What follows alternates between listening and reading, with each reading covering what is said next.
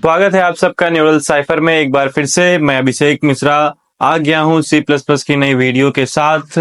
तो आगे आप देखेंगे कि मैंने आप लोगों को सी प्लस प्लस के बेसिक्स इफ एल्स के बारे में समझाया है और अच्छे तरीके से समझाया है। दरअसल बीच में मेरा एक जगह पे मतलब कि स्टार्टिंग में ही थोड़ी देर के बाद मेरा वीडियो ऑफ हो जाता है, कुछ ग्लिच आ गई थी मेरे डिवाइस में और बड़े ही अच्छी तरीके से मैंने समझाया है इस वीडियो में, इसीलिए मैंने उसे वापस से रीशूट नहीं किया। और चलिए आगे वीडियो देखिए और वीडियो को अच्छे से एंजॉय करिए और समझकर पढ़िए और अपने सी प्लस प्लस के जर्नी में एक कदम आगे रखिए। चलिए पढ़ते हैं। Hello guys, welcome to our channel neural cipher. मैं अभिषेक आ गया हूं आप लोगों के साथ सी प्लस प्लस की एक नई वीडियो लेक्चर लेकर के। लास्ट वीडियो में जो आप सबने प्यार दिया है मुझे, उसके लिए धन्यवाद। और चलिए ज़्यादा बात नहीं करते हैं और अपना वीडियो चालू करते हैं। तो आप लोग देख सकते हैं स्क्रीन पे कि यही है जो लास्ट क्वेश्चन उस दिन हम लोगों ने किया था। तो आज भी एक क्वेश्चन के साथ स्टार्ट करते हैं। उससे पहले चलिए यहाँ पे एक फोल्डर बना लेते हैं सेकंड क्लास के नाम से। तो जैसा कि आप सभी देख पा रहे होंगे, मैंने ये सेकंड क्लास के नाम से एक फोल्डर पहले से बना के रखा हुआ है। तो आज जो भी हम लोग कोड करेंगे वो सारा इस फोल्डर में जाएगा। और चलिए स्टार्ट करते हैं आज के पहले क्वेश्चन से। तो लास्ट डे हम लोगों ने देखा था कि दो नंबर का ऐड कैसे करेंगे, तो आज हम दो नंबर का सब्ट्रैक्शन करके देखते हैं। तो फाइल का नाम रख देते हैं।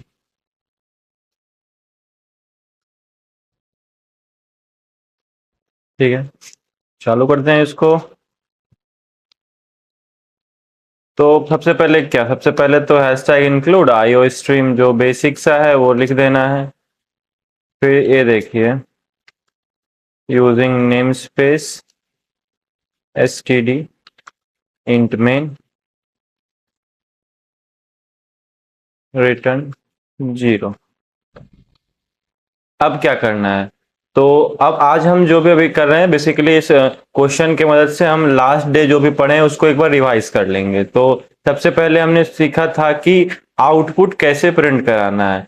तो हमारा अभी सबसे पहला काम है दो नंबर को इनपुट लेना और फिर जाकर के उसको सब्ट्रैक्ट करके जो आउटपुट आएगा वो हमें निकालना है उसका। तो जैसे कि दो नंबर लेना है, तो सब्ट्रैक्ट कर रहे हैं यहाँ पे दो नंबर को। नंबर कैसा भी हो सकता है, तो चलिए आज लास्ट दिन इंट किए थे तो आज फ्लोट कर देते हैं। फ्लोट ए कॉमा बी। ये हमने दो डब्बे बना लिए फ्लोट वेरिएबल टाइप्स के, जिसमें कि डेसिमल वाले वैल्यू स्टोर होंगे। तो अब डब्बे तो बना लिए, इसमें वैल्यू डालना होगा तो उसके लिए इनपुट चाहिए। तो हमारा कोड अच्छा लगे उसके लिए हम पहले लिख सकते हैं यहाँ पे एंटर योर वैल्यूज। ठीक है। फिर ये हो गया, फिर CIN A और B। ये देखिए, हम एक साथ दो चीज यहाँ पर डिक्लेयर भी कर रहे हैं और एक साथ दो इनपुट भी ले रहे हैं। तो ऐसा हम कर सकते हैं जैसा आप लोगों ने देखा था कि सी आउट में ये दो लेस देन का साइन लगाते थे, फिर जो भी हमें आउटपुट चाहिए होता था वो आउटपुट ले लेते थे। और अगर मान लीजिए इसके बाद भी हमें यहाँ पे कुछ प्रिंट कराना होता तो फिर दो ये लगाते, फिर दो सेमीकोलन और ये स्टार्ट हो जाते जो भी हमें आउटपुट प्रिंट कराना होता। लेकिन अभी हमें कुछ नहीं चाहिए, यहाँ पे उसी तरह हमने दो इनपुट लिया है।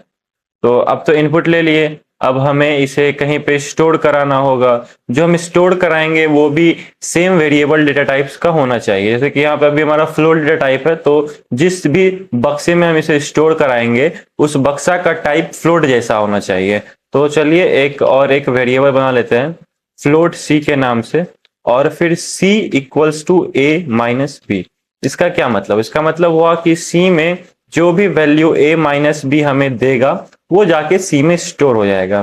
तो अब सी को प्रिंट कराने का बारी आता है, तो सी आउट योर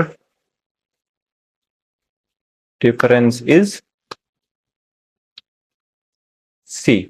अब देखिए ये हमने क्या किया, ये पहले हमने प्रिंट कराया योर डिफरेंस इज, ताकि हमें देखने में अच्छा लगे विजुअलिटी के लिए अच्छा लगे, कि पता चले, कोई आपका अगर कोड देख रहा है तो उसको पता चलना चाहिए कि आपने कोड में क्या किया। तो तुम सीधा यहाँ पे ए बी ले लेते, कुछ नहीं लिखते यहाँ पे, ऐसे एंटर योर वैल्यू नहीं लिखते, यहाँ पे योर डिफरेंसेस नहीं लिखते, तो सीधा ए बी आता, फिर ए बी माइनस होके सी में चला जाता, सी प्रिंट हो जाता। लेकिन इससे पता चल रहा है कि क्या हो रहा है। तो चलिए प्रिंट कराते हैं इसको। यहाँ पे रन दबाएंगे और ये देखिए आ गया, यहाँ पे आ जाएगा अभी। ये देखिए एंटर योर वैल्यूज। तो पहला वैल्यू हम लेते हैं 10, फिर दूसरा वैल्यू लेते हैं 5। तो योर डिफरेंस इज 5, आप लोग देख सकते हैं। तो हमने आज पहला क्वेश्चन कर लिया सब्ट्रैक्शन का। तो चलिए अपने अगले टॉपिक की तरफ बढ़ते हैं, जो कि है मॉड्यूलो ऑपरेटर। मैंने लास्ट क्लास में ही बोला था कि मैं बताऊंगा, लेकिन वो मैं नहीं बता पाया, तो मैं उसे आज बताता हूँ। उसके बाद फिर हम लोग कंटिन्यू करेंगे आगे की ओर। तो मॉड्यूलो ऑपरेटर की तरफ बढ़ते हैं। मॉड्यूलो, तो एक मिनट रुकिए, इससे पहले आप लोग एक क्वेश्चन करिए डिवाइड का, ठीक है। डिवाइड डॉट सीपीपी, डिवाइड कर रहे हैं। तो चलिए हम लोग ज्यादा लिखेंगे नहीं, सीधा इसको कॉपी यहाँ से मारेंगे और इसमें पेस्ट कर देंगे। तो और ज्यादा कुछ है ही नहीं, तो बस डिवाइड करना है। यहाँ माइनस को हटाइए और यहाँ पे डिवाइड का साइन लगा दीजिए, तो ये डिवाइड हो जाएगा, ठीक है। यहाँ पे डिवाइड में फ्लोट है, यहाँ भी फ्लोट है, हम इसको चेंज करके इंट कर देता हूँ। ये देखिए कंट्रोल डी। अब बोलिएगा ये कैसे हुआ, कमेंट करिएगा, बता दूंगा कि मैं कैसे एक साथ दो दो कर्सर के साथ यहाँ पे लिख लिया, जरूर बताऊंगा।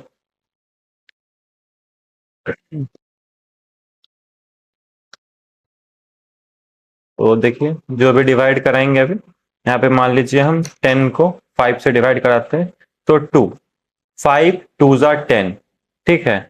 ये डिवाइड करके जो आपका मतलब कि क्वोशिएंट आता है, कितने बार में ये डिवाइड हो रहा है, वो आपको बता रहा है ये डिवीजन करके। और मान लीजिए कुछ बच जाता है, जैसे कि कुछ अलग सा नंबर लेते हैं, तो यहाँ पे हम लोग ले लेते हैं 10 और 3, मतलब 10 डिवाइडेड बाई 3। तो यहाँ पे इसने आपको 3 दिया, मतलब कि 3 बार में 3 3 ज़ा 9, और 1 रिमाइंडर बच रहा है, वो रिमाइंडर नहीं देगा, ये आपको सिंपली जो भी आपका क्वोशिएंट आ रहा है वो दे देगा आपको डिवाइड में।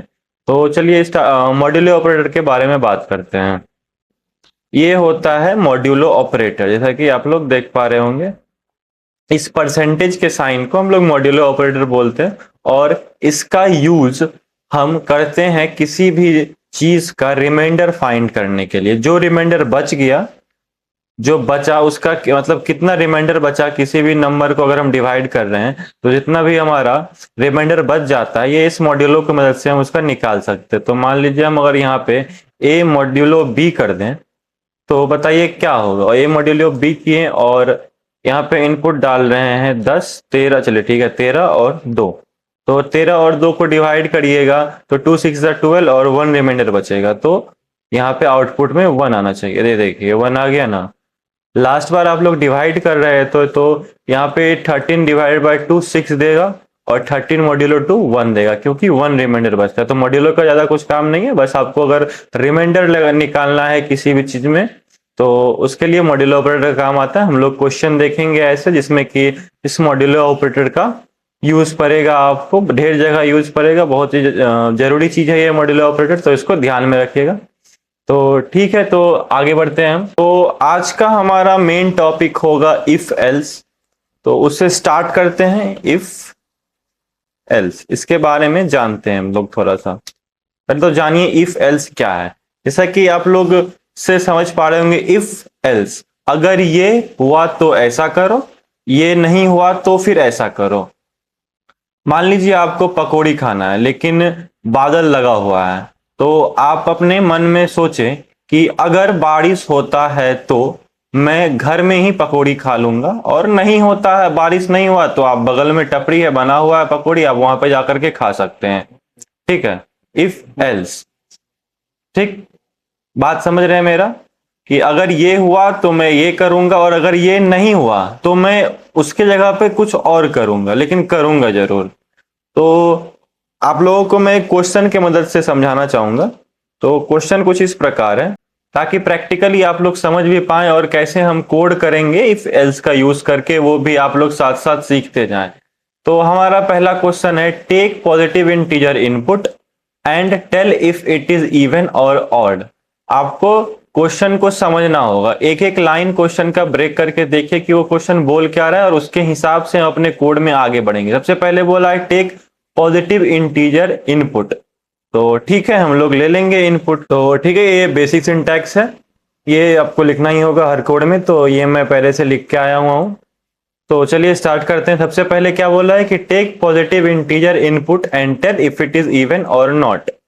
तो हमें मतलब कि एक यूजर से इनपुट लेना है हर बार और वो बताएगा हमको कि ये नंबर इवन है या ऑड है, मतलब ये हमेशा के लिए प्रोग्राम हो जाएगा। ठीक है, ये आप कहीं भी यूज कर सकते हैं। इंट नम नाम का डब्बा बना ली, फिर जाकर के हम अपना इनपुट लेंगे, एंटर योर नंबर।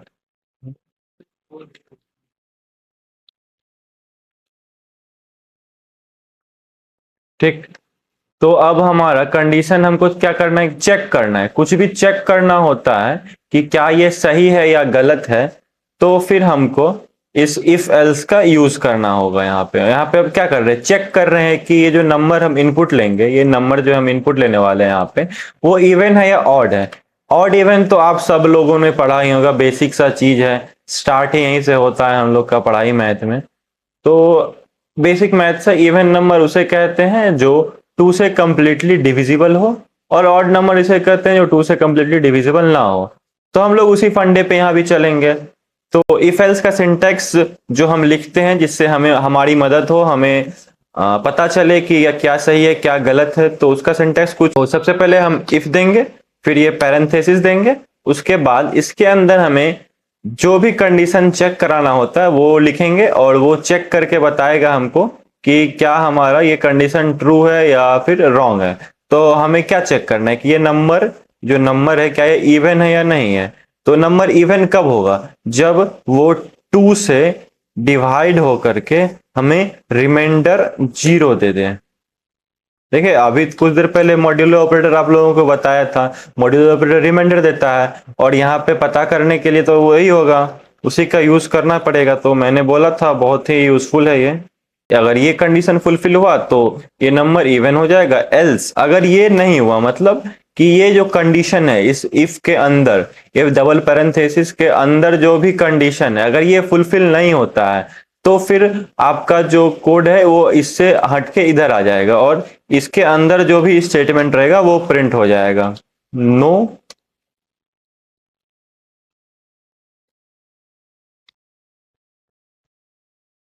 तो नो नम नॉट इवन। ठीक, समझ गए। तो सबसे पहले देखिए हमने यहाँ पे सबसे पहले एक इंटीजर इनपुट ले रहे हैं। तो आप लोगों को समझाने के लिए मैं बताता हूँ, एक मान लीजिए डब्बा है जिसमें कि एक इंटीजर इनपुट लिएगा, उसके बाद फिर हम एक मशीन बनाती है जो चेक कर रहा है कि ये इवन नंबर है या नहीं है। इवन नंबर होने के लिए कुछ कंडीशन को सेटिस्फाई करना होगा तभी इवन नंबर होगा। तो उस कंडीशन को चेक करने के लिए, हम इफ स्टेटमेंट का यूज करते हैं। इफ जो भी स्टेटमेंट है अगर ये सही हुआ तो फिर ये कोड चल जाएगा, आगे बढ़ जाएगा। नहीं तो अगर ये गलत हो गया, मान लीजिए हमने कोई ऐसा नंबर दिया जो इवन नहीं है, तो फिर ये कोड यहीं पे खत्म हो जाएगा, ये इसके अंदर जाएगा ही नहीं और ये एग्जीक्यूट ही नहीं होगा। और फिर इसके बाद एल्स है तो एल्स वाला पार्ट एग्जीक्यूट हो जाएगा। चलिए दिखाते हैं आप लोगों को प्रैक्टिकली, देखिए आउटपुट में एक बार देख लेते हैं। तो एंटर योर नंबर, पहले 10 डाल के देखते हैं। तो यस 10 इज इवन।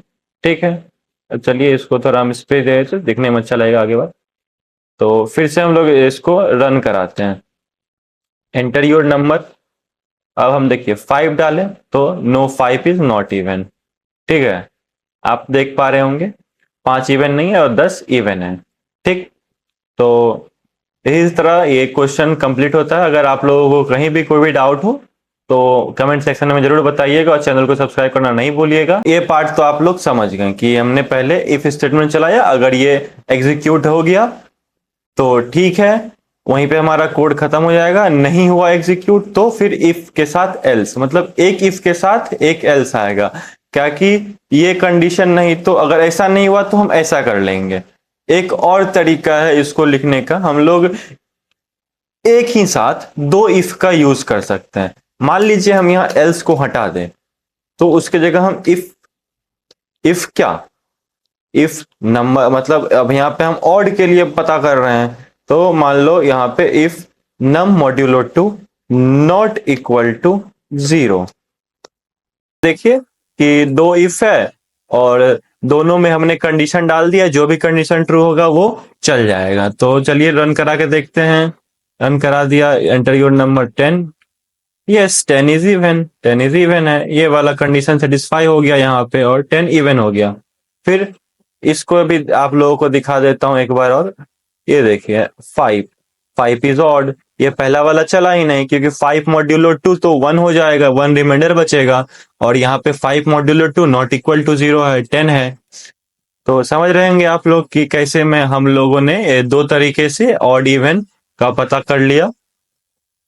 जहां भी मान लीजिए कहीं भी अगर ऑड इवन का कोई भी प्रोग्राम मिले आपको, कहीं भी ऑनलाइन सर्च मारिएगा how to define odd even, मतलब कि कैसे भी मान लीजिए कोई एक छोटा सा ऐप है जिसमें कि ऑड इवन बताता है, आप नंबर डालिए ऑड इवन बताएगा, तो उसके पीछे का कोड यही होगा कि इफ अगर ऐसा हुआ तो ऑड होगा, इफ 0 के बराबर नहीं हुआ तो even, sorry my mistake, if num divide modulo 2 equal equal to 0 हुआ तो फिर इवन होगा, नहीं हुआ तो ऑड होगा।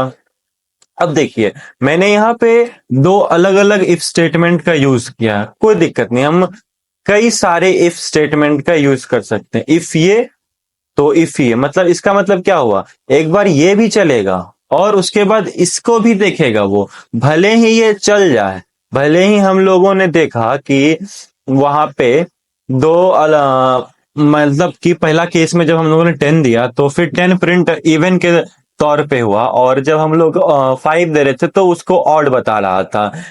तो आप लोग सोच रहे होंगे कि हाँ यहाँ पे एग्जीक्यूट हो गया, यहाँ पे गया ही नहीं आपका कंपाइलर, लेकिन ऐसा नहीं हो रहा है, सिस्टम में ऐसा हो ही नहीं रहा है, क्योंकि ये इफ कंडीशन है, दोनों इंडिपेंडेंट है, दोनों एक दूसरे पे डिपेंडेंट नहीं है, इफ एल्स एक दूसरे से कनेक्टेड है, अगर ये तो फिर ये।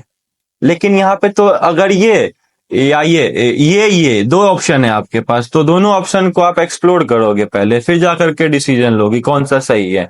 लेकिन वहां पे है कि अगर ये हुआ तो यही होगा, नहीं तो उसका अपोजिट जो है वही होगा।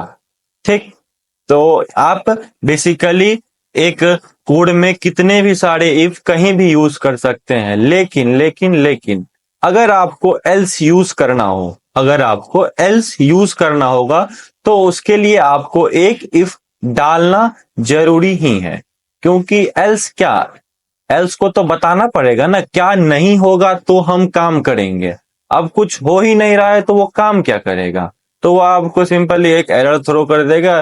चलिए चेक कर लेते हैं क्या बताता है। मान लीजिए हम इसको कमेंट आउट कर देते हैं और सिंपली एक ऐसे एल्स प्रिंट, और सी का याद आ गया मुझे, सी आउट हेलो। चलिए दिखा देखते हैं क्या होता है। ये देखिए एक्सपेक्टेड आई स्टेटमेंट, ये वीएस कोड मुझे सजेशन दे रहा है कि एक स्टेटमेंट चाहिए यहाँ पे, एक स्टेटमेंट चाहिए यहाँ पे, तभी ये लाइन एग्जीक्यूट होगा। फिर भी हम तो है निठल्ले यार, एक बार रन ही करा देते हैं इसको भी, कमेंट आउट करो, सीधा रन करा दिए, देखते हैं क्या आता है। ये देखिए यहाँ ये बोल रहा है एल्स विदाउट प्रीवियस इफ, मतलब कि बिना इफ के एल्स चलना पॉसिबल ही नहीं है, वो आपको कंटिन्यूअसली एरर एरर एरर देगा ही। तो आप लोग समझ गए होंगे इफ एल्स के बारे में। एक और आता है, एक तो हुआ इफ और एक हुआ एल्स, एक होता है एल्स इफ, एल्स इफ। तो चलिए हम लोग उसके बारे में भी बात करते हैं, ठीक है। तो चलिए ये लीजिए, आ गए हम वापस अपने पुराने कोड पे।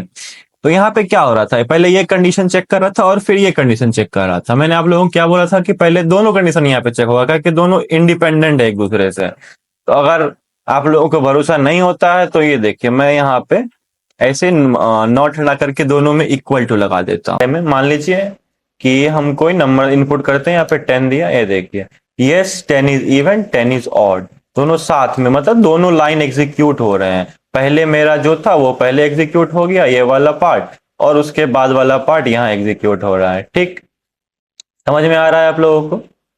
इफ ये दोनों इंडिपेंडेंट है, चाहे कुछ भी हो, ये एक बार इसको चेक करेगा पहले, फिर इस पे भी आएगा, इसको भी चेक करेगा। ये कंडीशन सेटिस्फाई कर गया है तो ये 100% है कि ये वाला कोड भी चलेगा। लेकिन एल्स वाले पार्ट में क्या था, अगर ये चल गया तो एल्स नहीं चलेगा। जैसा कि आप लोगों ने देखा, एल्स को एक इफ की जरूरत होती है, साथ ही है इफ का, बेसिकली बोल सकते हैं। तो हम साथ साथ हैं, तुम्हारे बिना हमारा कुछ नहीं। तो चलिए बात नहीं करते ज्यादा, आगे बढ़ते हैं।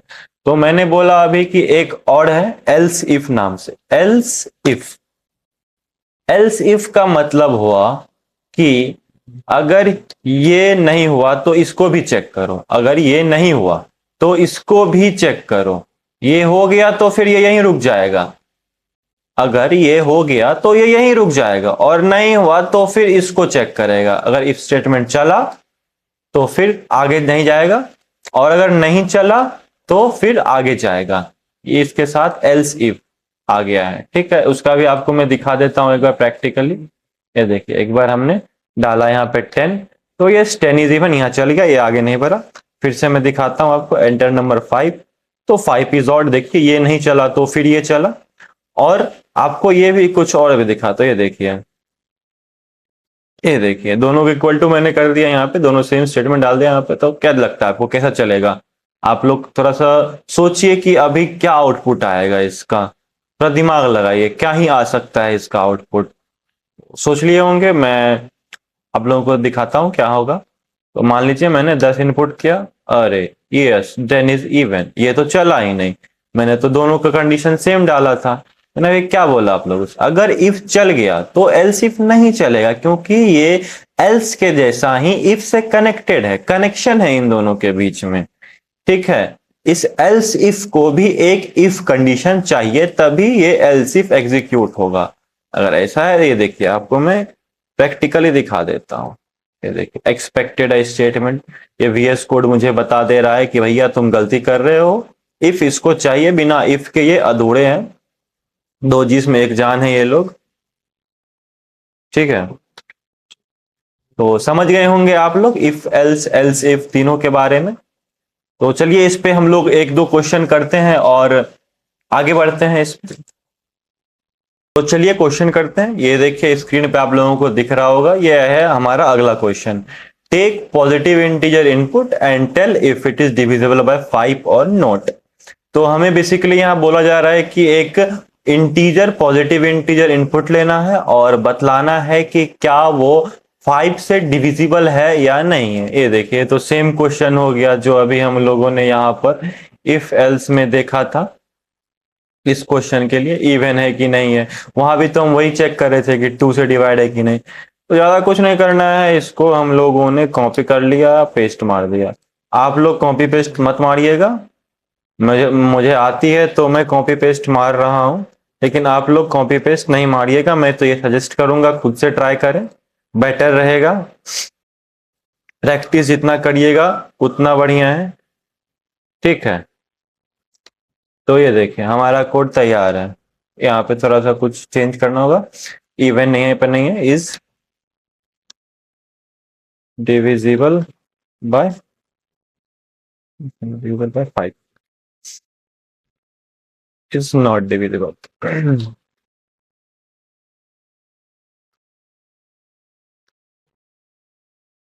ठीक है, तो हम लोगों ने यहाँ पे क्या किया, हमें क्या बोल रहा है, अरे देखिए ये भी आ गया, इसको हटाओ यार।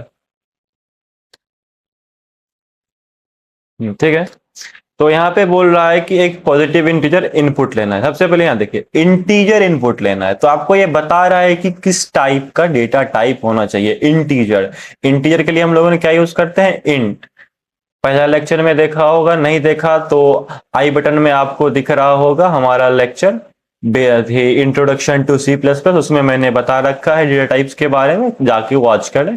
फिर यहाँ पे आगे आए तो एक लाइन से आइएगा तो अच्छा रहेगा, ऐसे बीच में कोई टॉपिक पे जंप नहीं करना होता है। अगर आपको आता है तो अच्छी बात है, आगे बढ़िए इसी के साथ। तो ठीक है, तो यहाँ पे हमने एक नम नाम का डब्बा बना लिया जो कि एक इंटीजर को स्टोर करेगा। फिर यहाँ पे इंटीजर को हम लोगों ने इनपुट ले रहे हैं, फिर जाकर के यहाँ बोल रहा है कि if it is divisible by 5 or not. Divisible का मतलब क्या होता है? डिविजिबल का मतलब होता है कि रिमाइंडर आपका 0 आना चाहिए। रिमाइंडर निकालने के लिए हम किस चीज का यूज करेंगे? हम यूज करेंगे मॉड्यूलस ऑपरेटर का, जो कि मैंने आप लोगों का भी कुछ देर पहले बतलाया था। ये बहुत ही जरूरी है, से आप लोग ना ही भूलें तो ही अच्छा, इसे रट लें एक तरह से कि मॉड्यूलर ऑपरेटर से हम लोग रिमाइंडर निकालते हैं। हर जगह काम आएगा इसका, बहुत सारे प्रोग्राम में काम आएगा तो इसे ना भूलें, मॉड्यूलर ऑपरेटर को बहुत जरूरी चीज है। ठीक है, तो यहाँ पे हम लोग डाल दें कि नम मॉड्यूलो 5 इक्वल टू 0। मतलब हुआ कि अगर मान लीजिए कि कोई सा भी नंबर है, मान लीजिए 50, अगर हम इसको डिवाइड कर रहे हैं 5 से, तो इसका जो रिमाइंडर आएगा वो 0 आएगा। अगर 0 आ गया इसका मतलब क्या हुआ? 5 10 50, तो रिमाइंडर 0। इसका मतलब हुआ कि ये जो हुआ, हमने जो नंबर लिया 50, ये डिविजिबल है 5 से। ठीक, फिर वहीं अगला केस मान लीजिए हम लोग लेते हैं 24। 24 को डिवाइड करिएगा 5 से, तो इसमें तो रिमाइंडर बच जाएगा, तो रिमाइंडर बचेगा आपका 4। तो ये तो डिविजिबल नहीं है। तो यहाँ पे वही चेक कर रहा है स्टेटमेंट कि क्या जो भी नंबर हम लोगों ने लिया है अभी इनपुट, क्या वो 5 से डिविजिबल है। अगर हाँ है डिविजिबल तो ये वाला स्टेटमेंट चल जाएगा, yes number is divisible by 5। अगर नहीं है डिविजिबल तो number is not divisible by 5। ठीक है, समझ गए आप लोग? तो यही इस क्वेश्चन का कोड है। तो चलिए हम लोग अगले क्वेश्चन पे जंप करते हैं। तो जैसा कि आप लोग देख पा रहे होंगे, ये है हमारा अगला question. Take integer input and print the absolute value of that integer. अब ये एब्सोल्यूट वैल्यू क्या है? एब्सोल्यूट वैल्यू जिनको नहीं पता है, एब्सोल्यूट वैल्यू हुआ किसी भी नंबर का पॉजिटिव वैल्यू, बेसिकली आप लोग कह सकते हैं। 5 का एब्सोल्यूट वैल्यू क्या होगा? 5 ही होगा, वो तो पहले से पॉजिटिव है। और -5 का एब्सोल्यूट वैल्यू क्या होगा? 5 होगा, क्योंकि वो नेगेटिव नंबर है। समझे? तो बेसिकली हम यहाँ पे नेगेटिव नंबर को पॉजिटिव नंबर में कन्वर्ट कर रहे हैं, उसी को उसका एब्सोल्यूट वैल्यू बोला जाएगा। ठीक, तो उसके लिए भी हमें कोड लिखना है, तो मैं ज्यादा लिखूंगा नहीं, बेसिकली यहाँ से इसे कॉपी मारूंगा। अरे अरे अरे, हाँ, से कॉपी मारूंगा और फिर जा करके यहाँ पे पेस्ट मारूंगा। कुछ कुछ चीजें हैं जो मुझे हटानी है, वो मैं हटा देता हूँ, फिर मैं आप लोगों को समझा दूंगा। एब्सोल्यूट वैल्यू निकालना है हमें, तो एब्सोल्यूट वैल्यू कैसे निकलेगा वो भी चेक कर लेते हैं हम। ठीक है, मान लीजिए हम लोग नंबर का एब्सोल्यूट वैल्यू निकालना है। मैंने अभी आप लोगों को बताया कि कैसे निकालते हैं। मान लीजिए सिंपल है कि नेगेटिव नंबर को पॉजिटिव में कन्वर्ट करना है, तो नेगेटिव नंबर को पॉजिटिव में कन्वर्ट करना है, तो नेगेटिव नंबर कब होगा? उसके लिए कंडीशन लिखना होगा ना, कि चेक करना होगा कि हाँ मुझे नेगेटिव नंबर आया। पॉजिटिव नंबर है तो तब तो वो एब्सोल्यूट वैल्यू ही हो गया उसका डायरेक्टली। तो हमें यहाँ पे पहले चेक करना होगा कि नेगेटिव नंबर कौन सा है। फाइंड कैसे? नेगेटिव नंबर क्या होता है? जो भी नंबर 0 से छोटा है वो हमारा नेगेटिव नंबर कहलाता है। ठीक है, तो हम वही कंडीशन लिखेंगे यहाँ पे कि नंबर इज लेस देन 0। ठीक है, अगर 0 से जो भी आप नंबर इनपुट ले रहे हो वो छोटा है, तो इसका क्या मतलब है? वो नेगेटिव नंबर है। तो नेगेटिव नंबर है तो हमें उसे पॉजिटिव में कन्वर्ट करना होगा, और तभी हम उसका एब्सोल्यूट वैल्यू निकाल सकते हैं। तो पॉजिटिव में कैसे कन्वर्ट करेंगे? तो नम इक्वल्स टू नम, ये देखिए ये मल्टीप्लाइड का साइन है। आप लोगों को मैंने मल्टीप्लाई का क्वेश्चन नहीं कराया है, तो आप लोगों का होमवर्क है, ये आप लोगों का क्वेश्चन है multiply two integer and print the value. ठीक है, इसे आप लोग प्रैक्टिस करिएगा। तो चलिए इस पे आगे बढ़ते हैं, एब्सोल्यूट वैल्यू पे। तो यहाँ पे हम लोग क्या कर रहे हैं? इफ नम लेस देन 0, तो num equals to num into -1। Basically हम यहाँ पे जो भी हमारा नेगेटिव नंबर है उसको पॉजिटिव में चेंज कर रहे हैं। नेगेटिव को पॉजिटिव में चेंज करने का सिंपल तरीका, -1 से मल्टीप्लाई कर दो। 1 से किसी भी नंबर को मल्टीप्लाई करेगा तो वो तो वही नंबर रहेगा, और यहाँ पे एक माइनस है तो माइनस और माइनस प्लस हो जाएगा, तो आपको आपका एब्सोल्यूट वैल्यू मिल जाएगा। अब तो एब्सोल्यूट वैल्यू मिल गया तो उसको प्रिंट करा दो भैया, सी आउट नम कि हम यहाँ पे क्या कर रहे हैं, num इक्वल्स टू num -1, फिर सी आउट करा दिए इसको, और अगर ऐसा नहीं हुआ तो else cout num is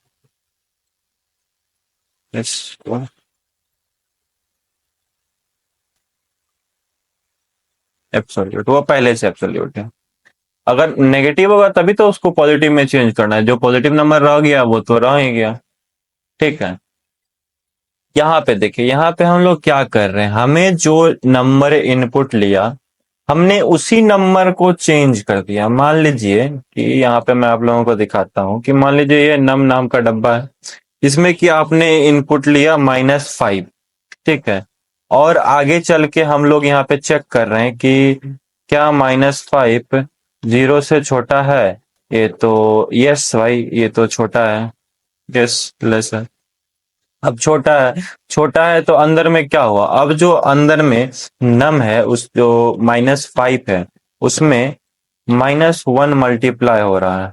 क्या हो रहा है, मल्टीप्लाई हो रहा है, -1 मल्टीप्लाई हुआ तो ये तो बन गया 5। तो अब नम वाला जो डब्बा था जिसमें पहले 5 था, अब उसमें -5 था, उसमें अब 5 आ गया है। ठीक है, इसमें डब्बे का वैल्यू चेंज हो गया है। अगर आप अब आगे कहीं भी नंबर को यूज करते हैं तो इस नम वेरिएबल को यूज करेंगे तो उसमें आपको -5 नहीं 5 मिलेगा, क्योंकि इस जगह पे आप लोगों ने नम के अंदर ही चेंज कर दिए हैं। ठीक है, अगर आप लोगों को इस नम का यूज आगे भी करना है, अगर इस नम का यूज आगे भी कर देना है तो सिंपली और कुछ नहीं करना है, यहाँ पे एक नया वेरिएबल बना लीजिएगा जिसमें आप लोग अपना एब्सोल्यूट वैल्यू स्टोर करा रहे हैं। ठीक है, एबीएस एब्सोल्यूट को दिखा रहा है। वेरिएबल का नाम भी उसी टाइप से रखिएगा जिससे कि आप पता चले सामने वाले को कि किसके लिए ये वेरिएबल का यूज हो रहा है। ठीक, तो चलिए रन करा के देखते हैं। रन करा दिया ये मैंने, और एंटर करते नंबर -5, तो ये देखिए 5 इज एब्सोल्यूट वैल्यू। ठीक, फिर से रन करा के दिखाता हूँ। मान लीजिए 10 दबाते हैं तो 10 इज एब्सोल्यूट, ये वाला चला ना। ये देखिए, इसलिए मैंने दो अलग अलग लिखे, इज एब्सोल्यूट वैल्यू हटा दिया ताकि आप लोगों को दिखे कि अगर ये स्टेटमेंट चल रहा है तो ये नहीं चल रहा है, और अगर ये नहीं चल रहा है तो फिर ये चल जा रहा है। ठीक, तो समझ गए आप लोग? नहीं समझे हो कुछ भी तो कमेंट करें, मुझे बताएं कि हाँ मैं ये पार्ट नहीं समझा या मैं अच्छे से समझा नहीं पाया हूँ। जल्दी जल्दी कमेंट करें फटाफट फटाफट, और सब्सक्राइब वाले बटन को ठोक के मारे, ठोकते रहें और दूसरों से भी ठुकवाते रहें, क्योंकि उसी से हम लोगों का मोटिवेशन ज्यादा बढ़ेगा और हम लोग ज्यादा से ज्यादा लेक्चर बनाएंगे आप लोगों के लिए, और आप लोगों का भी मदद होगा, हमारा ही मदद होगा। सबका साथ सबका विकास, मोदी जी। ठीक है, चलिए हम लोग अपने नेक्स्ट क्वेश्चन पे आगे बढ़ते हैं। तो ये है हमारा आज का अगला क्वेश्चन। तो क्वेश्चन कुछ इस प्रकार है, if cost price and selling price of an item is inputted through the keyboard, write a program to determine whether the seller has made profit or loss, also determine how much profit he made। तो जैसा कि मैंने बोला था, आप लोगों को question line by line पढ़ना है और उसे एक तोड़ तोड़ के समझना है, और तोड़ तोड़ के ही प्रोग्राम लिखेंगे। तोड़ तोड़ करके प्रोग्राम लिखिएगा तो आप लोगों को भी अच्छा होगा और कम से कम एरर आएंगे उस केस में। अगर आप लोग एक ही बार में चाहेंगे कि सारा प्रोग्राम हम लिख दें तो उसमें ज्यादा चांसेस हैं कि ज्यादा से ज्यादा एरर करेंगे आप, गलती करेंगे आप। तो कोशिश करिए कि प्रोग्राम को तोड़ तोड़ करके ही लिखें। तो सबसे पहले क्या है, if cost price and selling price of an item is input through the keyboard. तो सबसे पहले हम ये पहला स्टेटमेंट में ध्यान देते हैं। तो सेलिंग प्राइस और कॉस्ट प्राइस, तो हम लोग दो डब्बा बना लेते हैं, एक तो एसपी के नाम से और एक सीपी के नाम से। तो अब इसको इनपुट भी लेना है, तो उसके लिए क्या लिखेंगे, एंटर सेलिंग प्राइस। ठीक, अब फिर सेलिंग प्राइस को हम लोग यहां पर इनपुट ले लिए, enter cost price. Selling price cost price क्या होता है कमेंट करके बताएं, हम भूल गए हैं क्या होता है, मुझे पता नहीं है। जिन्हें पता हो कमेंट जरूर करें। तो ये देखिए हम लोगों ने यहाँ पे इनपुट ले लिया है, ये पहला लाइन हमारा पूरा हो गया कि कॉस्ट प्राइस और selling price of an item is inputted through the keyboard. तो यहाँ से हम आराम से इनपुट ले सकते हैं, आप लोग अभी तक में इतना सीख चुके हैं। तो आगे बढ़ते, write a program to determine whether the seller has made profit or loss. तो सेलर को प्रॉफिट हुआ है या लॉस हुआ है ये पता करना होगा। प्रॉफिट कब होता है? प्रॉफिट तब होता है जब किसी भी प्रोडक्ट का सेलिंग प्राइस ज्यादा हो उसके कॉस्ट प्राइस से। सेलिंग प्राइस मतलब हुआ कि जब भी प्रोडक्ट का बिक्री होता है, मान लीजिए आप एक दुकानदार हो, आप मान लीजिए फोन का दुकान है आपका, आप फोन को खरीदे हैं 10,000 में और उसी फोन को आप कोई कस्टमर को बेच रहे हैं 11,000 में।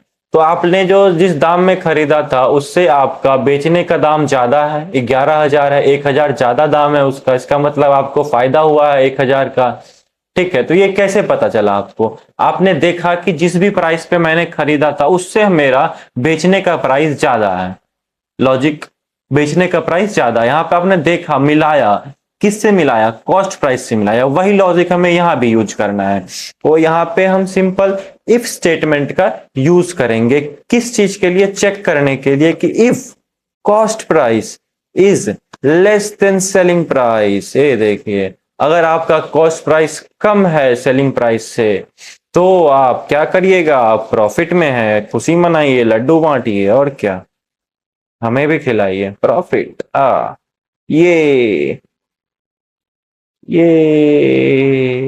ये पता नहीं कैसे लिखते हैं ये। ठीक है, प्रॉफिट। अगर नहीं तो फिर क्या? तब तो लॉस हो गया। ओ लॉस, लॉस हो गया भाई को, घाटे हो गया, घाटे, लॉस। भाई डिप्रेशन में चलेगा। तो लॉस कब हुआ? मान लीजिए वही फोन जो आपने 10,000 में खरीदा था उसको आप यहाँ पर 9,000 में ही बेच दे रहे हैं, क्योंकि फोन आउटडेटेड हो गया, किसी ने खरीदा ही नहीं जब बिकना था। फोन तो आउटडेटेड हो गया तो अब तो आपको बेचना पड़ गया। तो बेचे आप फोन को 8,000 9,000 में बेच दिए, तो 9,000 में बेचने से क्या पता चला? जो कॉस्ट प्राइस है आपका वो सेलिंग प्राइस से कम है। ठीक है, कम है तो फिर आप उसे 9,000 में बेच दिए तो आपको लॉस हो गया। वही मैं यहाँ पे क्या, एज स्टेटमेंट में अगर प्रॉफिट नहीं हुआ तो लॉस ही होगा। जाहिर सी बात है, आप कोई सामान बेच रहे हैं तो प्रॉफिट होगा या तो लॉस होगा या फिर कुछ नहीं होगा। यार अब कोई है, कोई कोई है, क्या ही बोल सकते हैं, हटाओ। चलो इसको रन कराते हैं। ठीक है, सेलिंग प्राइस एंटर करो, मान लो वही एग्जांपल लेता हूँ 10,000। अरे यार 10,000 दे दिया मैं सेलिंग प्राइस, चलो ठीक है, कॉस्ट प्राइस रख देता हूँ 8,000। ये देखिए, अरे क्या हो गया? ओ सॉरी, मैंने यहाँ पे देखिए 1,000 लिया है एंटर, सेलिंग प्राइस मैंने यहाँ 1,000 दिया और कॉस्ट प्राइस 8,000 का दे दिया, तो बहुत बड़ा घाटा लग गया, लॉस। ओह, ये देखिए हमारा एक लाइन और छूट गया था, also determine how much profit he made. तो आपको बताना हो गया कि उसने कितना प्रॉफिट किया है। तो प्रॉफिट कहाँ हो रहा है? यहाँ पे आप देख सकते हैं स्टेटमेंट के अंदर प्रॉफिट हो रहा है। तो हम इसी के अंदर पे एक ऐसे एक डब्बा बना लेते हैं प्रॉफिट नाम का, जिसमें कि हम अपना प्रॉफिट का पैसा डालेंगे। तो प्रॉफिट कैसे निकलेगा? Selling price minus cost price. Basic maths नहीं पढ़े हो तो कोई बात नहीं, मैथ्स भी पढ़ाऊंगा मैं। ये देखो प्रॉफिट, ये कितना प्रॉफिट हुआ? इतना प्रॉफिट हुआ। ठीक है, तो इसे भी स्टोर कराना है हम, तो चलिए देख लेते हैं एक बार प्रॉफिट कितना बनाते हैं हम लोग। ये देखिए 10,000 हो गया, नहीं हुआ 10,000, और कॉस्ट प्राइस हमारा 8,000, प्रॉफिट हो गया 2,000 का। ये प्रॉफिट, मजे ही मजे, अब पार्टी करेंगे। ठीक है, जाइए पार्टी करिए, 2,000 का प्रॉफिट हो गया आपका, खुश रहिए। तो समझ गए होंगे इस क्वेश्चन को भी आप। अब यहां देखिए मैंने इफ स्टेटमेंट में ही प्रॉफिट वाला डाल दिया है।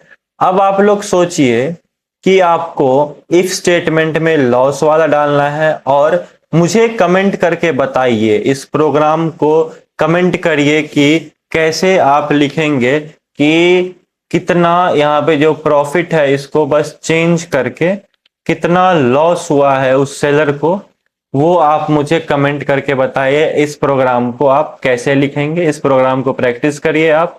किसी भी सेलर को कितना लॉस हो रहा है, सेलिंग प्राइस, कॉस्ट प्राइस, आपको इनपुट लेना है यूजर से और लॉस पता करना है कितना है। ठीक है, तो चलिए इसी के साथ हम लोग अपने अगले प्रोग्राम पे चलते हैं। तो अब हम पढ़ने जा रहे हैं मल्टीपल कंडीशन। मल्टीपल कंडीशन का क्या मतलब हुआ? मल्टीपल कंडीशन का मतलब हुआ ढेर सारे कंडीशन। मान लीजिए आप लोगों का मन हुआ क्रिकेट खेलने का, ठीक। अब क्रिकेट खेलने के लिए तो चाहिए अच्छे खासे आदमी, ठीक है। मान लीजिए 10 आदमी चाहिए आप लोगों को क्रिकेट खेलने के लिए। तो मान लीजिए 10 में से किन्हीं ने बोला कि मैं खेलने जाऊंगा, मैं खेलने नहीं जाऊंगा, मैं खेलने जाऊंगा, मैं खेलने नहीं जाऊंगा। तो आपको सबका कंडीशन, सब जब तैयार हो जाएगा कि हाँ हम सब मिलके खेलने जाएंगे, 10 का 10 बोल दे कि हाँ हम खेलने जाएंगे, तभी आप खेलने जा पाइएगा। क्योंकि मिनिमम 10 प्लेयर रहेगा तो 5-5 का टीम बांट के खेल लीजिएगा, फील्डिंग भी ठीक ठाक ही हो जाएगा। तो कम से कम तो 10 प्लेयर चाहिए भाई क्रिकेट खेलने के लिए, इसके बिना नहीं हो पाएगा यार। कितने 2 प्लेयर में कहीं क्रिकेट होगा? मजा नहीं आएगा।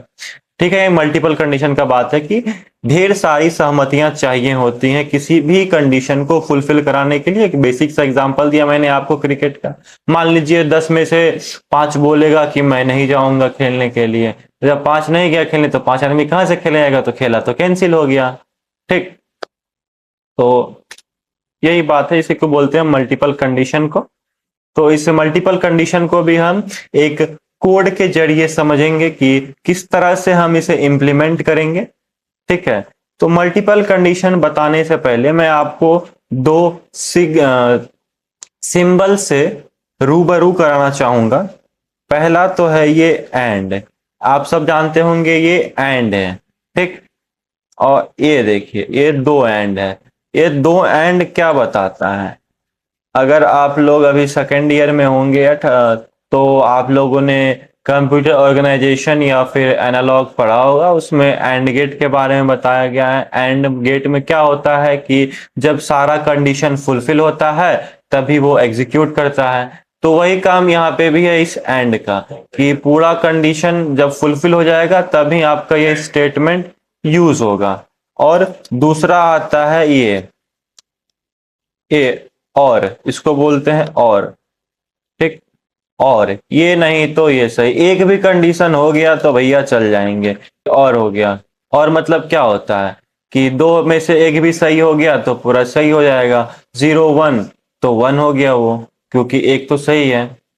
ठीक, तो ये दो स्टेटमेंट है जिसका अभी हम लोग मल्टीपल कंडीशन को चेक करने के लिए यूज करेंगे। ठीक, तो और ये एंड तो आप लोगों को ऊपर दिख जाएगा सिंपली, ये और बहुतों को नहीं मिलता है।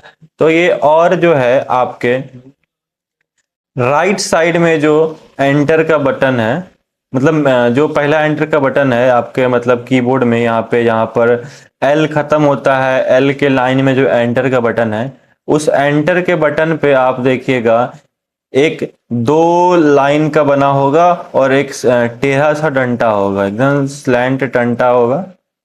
ठीक है, जिसका आप यूज करते हैं /n देने के लिए भी। आप लोगों का question, take positive integer and tell if it is 3 digit number और नॉट।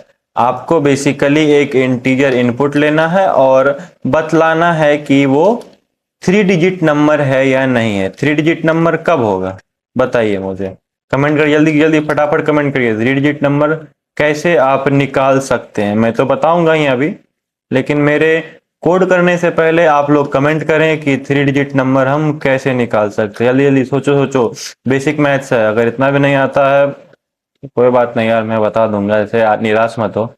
ठीक है, मैं बैठा किस लिए हूँ। ठीक, तो हम लोगों ने सबसे पहले यहाँ पे इंट नम नाम का डब्बा बना लिया। अब इस डब्बे में हमें कुछ डालना है, तो क्या डालना है? पॉजिटिव इंटीजर डालना है।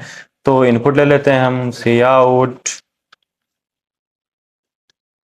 Enter your integer.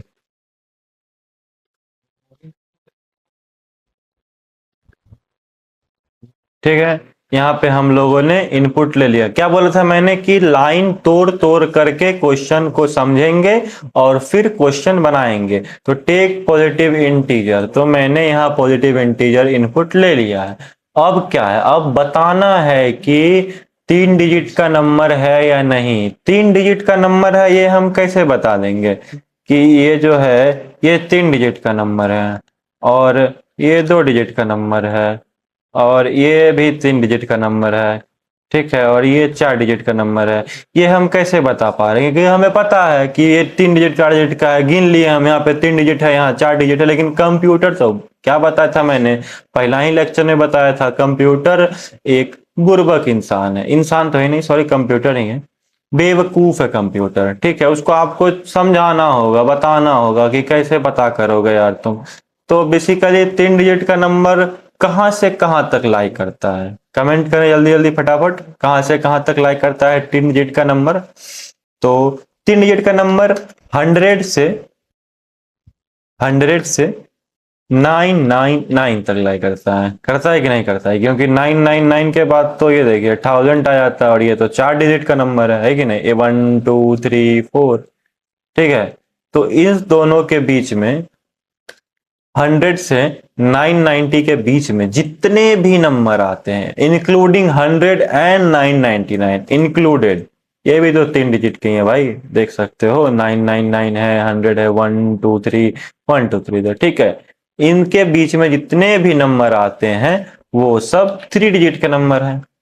तो अब हमें कुछ ऐसा प्रोग्राम लिखना होगा जो कि चेक करे कि जो नंबर है हमारा वो 100 से 999, 100 to 999 के बीच में आ रहा हो, ठीक है।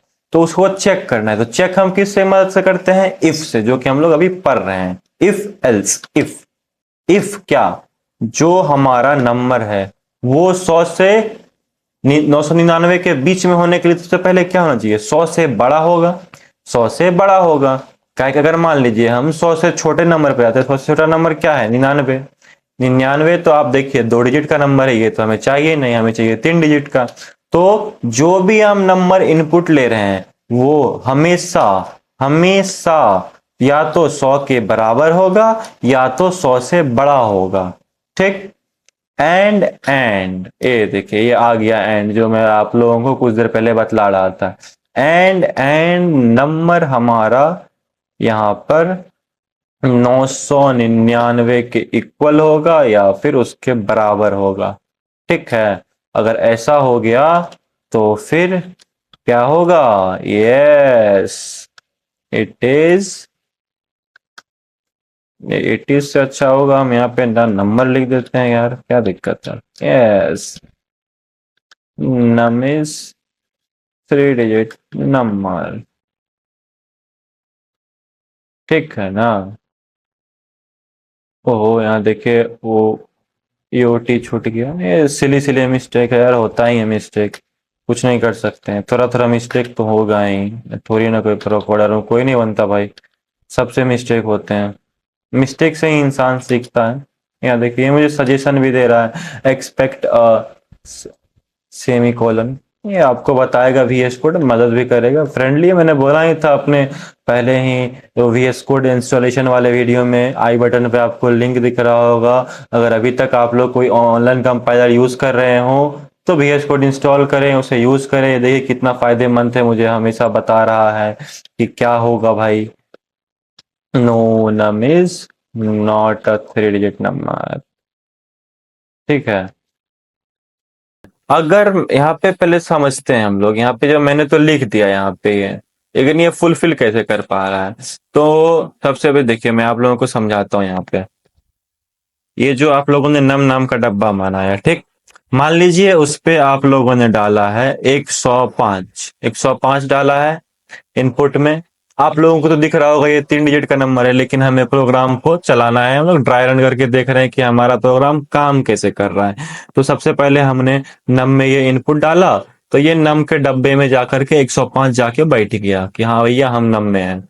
उसके बाद ये इफ स्टेटमेंट आता है, ये इफ स्टेटमेंट आता है यहाँ पे, ये इफ स्टेटमेंट आ गया यहाँ पे। उसके बाद हमें क्या करना है कि यहाँ पे इफ स्टेटमेंट के अंदर घुसा, ये नम यहाँ पे अंदर घुसा, यहाँ पे चेक कर रहा है क्या मैं 100 से बड़ा हूँ, क्या मैं 100 से बड़ा हूँ या बराबर हूँ। ये देखा 105 है, हाँ ये तो बड़ा है। ये देख रहे ग्रेटर देन का सिंबल है और ये इक्वल टू का सिंबल है। मैथ्स में हम लोग कैसे लिखते थे, ग्रेटर देन ऐसे लिख देते थे और फिर नीचे में से करके एक लाइन खींच देते थे तो वो इक्वल टू आता था, लेकिन यहाँ तो वो नहीं कर सकते हैं। तो ग्रेटर देन फिर इक्वल टू, ठीक। ऐसा नहीं लिखिएगा इक्वल टू ग्रेटर देन, ये तो फिर एरर थ्रो कर देगा आप लोगों को, ठीक है। Greater than equal to, greater than equal to या फिर लेस देन इक्वल टू, ठीक। पहले ग्रेटर देन या लेस देन फिर इक्वल टू का यूज करना है, ठीक है। तो वो क्लियर रखिएगा, कभी भी पहले इक्वल टू का यूज नहीं करना है। तो नम इज ग्रेटर देन 100, तो चेक किया यहाँ पे क्या 105 100 से बड़ा है, हाँ बड़ा है। एंड का मतलब क्या हुआ कि यहाँ पे देखिए हम लोगों ने यहाँ पे दो स्टेटमेंट लिखा है, तभी अभी तक तो हम लोग बस एक ही स्टेटमेंट इफ के अंदर देख रहे थे। यहाँ पे हम लोगों ने दो स्टेटमेंट लिख दिया, ये कैसे हो गया भाई। तब ना आज का अभी का ये टॉपिक है मल्टीपल कंडीशन। अभी का ये टॉपिक ही है मल्टीपल कंडीशन। मैं आप लोगों को समझा रहा हूँ कि एक साथ मल्टीपल कंडीशन कैसे चेक करेंगे, तीन नंबर कैसे फाइंड करेंगे, 100 से 999 तक है, तो हम एक बारे में ही कैसे डाल देंगे कि ये 100 से 99 के बीच में हुआ, तो पता कर लो भाई। तो बीच में पता करने के लिए क्या होगा, या तो पहले तो 100 से बड़ा होना होगा और 999 से छोटा या बराबर होना होगा, या 100 से 100 का बराबर होगा, ठीक है। यहाँ आप 999 के जगह पे इक्वल टू ना यूज करके डायरेक्ट 1000 भी लिख सकते हो, उसमें भी कोई दिक्कत नहीं। 1000 से छोटा, 1000 के बराबर तो नहीं लिखा हमने, 1000 से छोटा होना चाहिए, ठीक। तो जो हमारा नंबर है वो अब चेक करेगा क्या 1000 से छोटा है। हाँ भाई 105 तो 1000 से बहुत छोटा है, तो छोटा है तो चलो ठीक है, इसके अंदर जाओ, जो भी है इस स्टेटमेंट के अंदर वो उसे प्रिंट करा देगा, ठीक।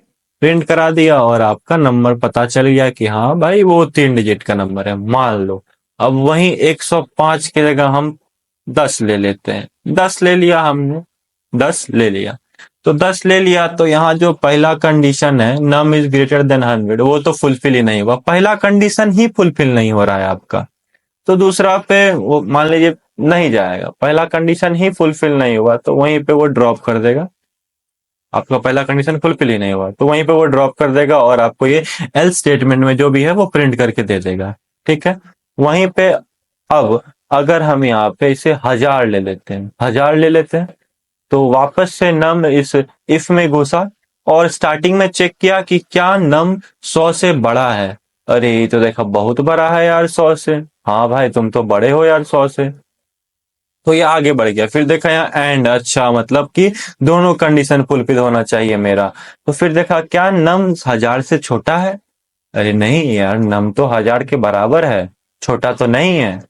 छोटा नहीं है मतलब कि ये तो स्टेटमेंट आपका गलत हो गया, नो। तो गलत हो गया तो ये पूरा इफ स्टेटमेंट गलत हो गया आपका, तो ये पूरा का पूरा इफ स्टेटमेंट चलेगा ही नहीं। तो सीधा आपका प्रोग्राम यहाँ से कूद के यहाँ एल्स पे आ जाएगा और ये प्रिंट कर देगा कि no number is not a 3 digit number, ठीक है। तो समझ गए होंगे आप लोग। चलिए आप लोगों को मैं इसका आउटपुट दिखा देता हूँ, ये देखिए एंटर योर इंटीजर। तो जैसा कि मैंने पहले आपको एग्जांपल में दिया 105 लिया, तो yes 105 is a 3 digit number, ठीक समझ गए। फिर से हम लोग एक बार रन कराते हैं, फिर से रन कराया, चलिए हम लोग number 10, 10 no 10 is not a 3 digit number. ओ ये क्या हो गया, फिर से एक बार दिखा देता हूँ आप लोगों को, 1000 लेके 1000 ले लिया, no 1000 is not a 3 digit number, ठीक है। तो आशा करता हूँ आप लोग ये क्वेश्चन को भी समझ गए होंगे और मल्टीपल कंडीशन क्या होता है उसे भी समझ गए होंगे। अगर कोई दिक्कत हो तो जरूर से जरूर कमेंट करें, मैं जरूर रिप्लाई दूंगा आप लोगों का, और हरदम रिप्लाई दूंगा, जल्दी से जल्दी, जितना जल्दी से जल्दी हो सके मैं आप लोगों का प्रॉब्लम सॉल्व करूंगा। और चलिए साथ हम अपने नेक्स्ट क्वेश्चन की तरफ आगे बढ़ते हैं। आप लोग देख पा रहे होंगे आपके स्क्रीन पे ये क्वेश्चन दिख रहा होगा, take 3 positive integer input and print greatest of them. आप लोगों को 3 इंटीजर इनपुट लेना है और बतलाना है कि इस तीनों इंटीजर में से सबसे बड़ा कौन है। तो जैसा जैसा बोल रहा है प्रोग्राम हम लोग वैसा वैसा चलते जाएंगे। तो सबसे पहले क्या बोला है कि 3 इंटीजर को हमें इनपुट लेना, तो चलिए इसे इनपुट ले लेते हैं। तो ये देखिए मैंने लिख दिया है 3 पॉजिटिव इंटीजर को हम कैसे इनपुट लेंगे, ठीक है। तो यहाँ पर हम लोगों ने यहाँ पे 3 पॉजिटिव इंटीजर को इनपुट ले लिया है। तो अब हमारा काम क्या बोल रहा है कि क्वेश्चन क्या बोल रहा है कि इन आपको इस तीनों में से बताना है कि इस तीनों में से सबसे बड़ा कौन है, सबसे बड़ा कौन है, ठीक। तो एक बड़ा होगा तो बाकी दो तो होंगे तो वो छोटे होंगे।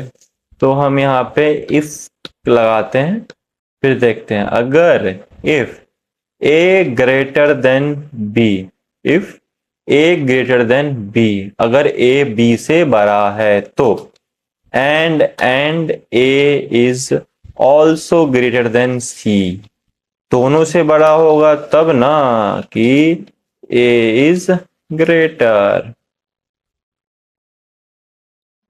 ए इज ग्रेटर, ठीक है। ए इज ग्रेटर हो जाएगा कि अगर ए बी से बड़ा है और अगर ए सी से भी बड़ा है तो फिर ए बड़ा हो जाएगा, ठीक। उसके बाद क्या, उसके बाद एक इस तरह से, अब बी के साथ भी वही होगा, अगर बी ए से बड़ा है और अगर बी सी से भी बड़ा है तो फिर ये जो बी होगा वो बड़ा हो जाएगा तीनों में, ठीक है।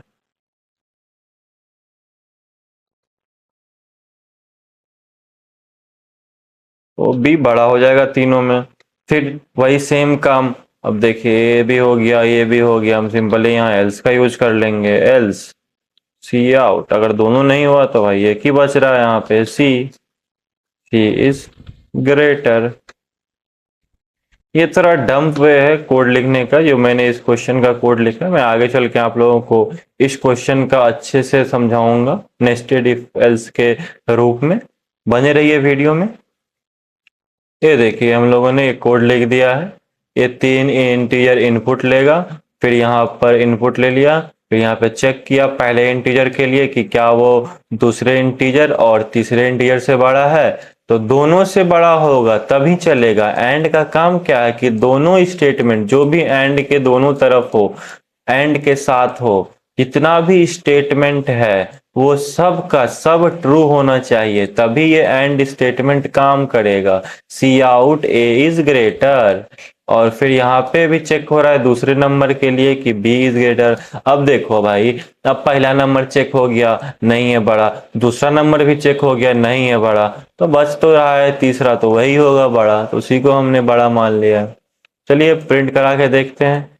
तो चलिए मान लीजिए पहला नंबर 10 है, दूसरा नंबर 5 है, तीसरा नंबर है 15, तो कौन सा बड़ा है 15, ये देखिए 15 इज ग्रेटर, 15 इज ग्रेटर। तो ये अभी हमारे कौन सा एलिमेंट है, ये सी है, तो कौन सा चला होगा इसमें, आप लोग थोड़ा सोचिए। सबसे पहले हमने लिया 10, तो ए का वैल्यू था यहाँ पे, चलिए अब ड्राई रन करके दिखाता हूँ यहाँ पे हो क्या रहा है। ए का वैल्यू हुआ यहाँ पे 10, ठीक है। बी का वैल्यू यहाँ पे हुआ 5 और फिर सी का वैल्यू यहाँ पे हुआ 15, ठीक।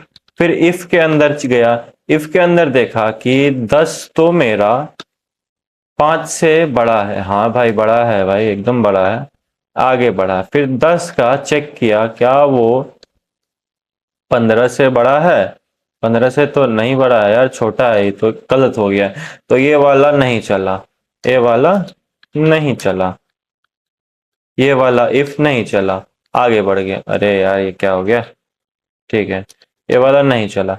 फिर दूसरे इफ पे आया, दूसरे इफ में क्या चेक हो रहा है, दूसरे इफ में हम बी को चेक कर रहे हैं, तो बी को चेक कर रहे हैं क्या 5 मेरा 10 से बड़ा है, अरे यार ये तो पहले ही फेल हो गया, तो पहले ही फेल हो गया, तो ये नहीं चला, ये भी नहीं चला, तो ये नहीं, अरे देखो फिर से वही आ गया एचपी, ये भी नहीं चला।